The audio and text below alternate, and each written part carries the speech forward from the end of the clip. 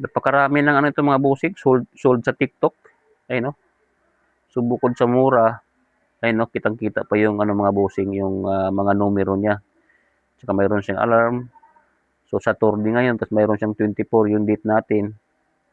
Ayun no. So saglit lang naman siyang i-set mga bossing.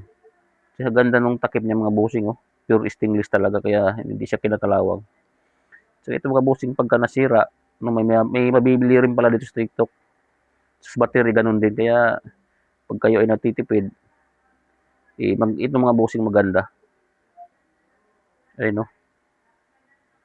Tsaka ano mga bossing 50 meters water resistant.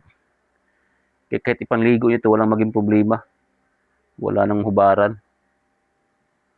Okay pa na ito mga bossing oh. Kahit pang personal nyo o pang regalo.